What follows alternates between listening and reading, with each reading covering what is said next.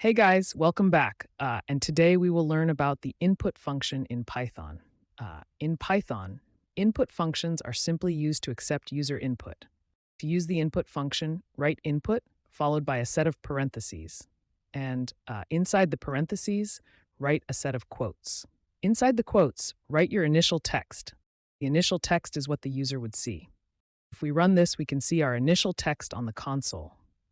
You can also notice that we can type on our console, but currently our code doesn't do anything. However, we can assign a variable to it and then do something with it. In my new code, I have assigned the variable name to our input function, and then I have put my variable inside a print function. If we run this, we can type our name, and boom, hello name. The input function can be useful for many things. Imagine we are trying to accept two integers from our user and display the sum in the console. We can with our input function. Here, I have code that accepts two numbers and adds them together to display to the console.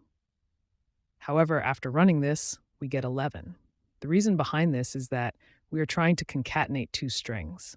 In Python, an input data type has a string data type, meaning we can't do any math with it. But we can easily solve this by using typecasting and turning this into a numerical data type. You may remember typecasting and data types from previous videos, but if not, then I definitely recommend checking out our Python playlist covering these topics. If we run this with our input function surrounded by the int function, it gives us the sum of our numbers. The key points to take away from the video is that 1. The input function is used to accept user entry, and 2. We can assign our input function to a variable and do whatever we want with it. That's it for today's video. Like and subscribe to help out the channel.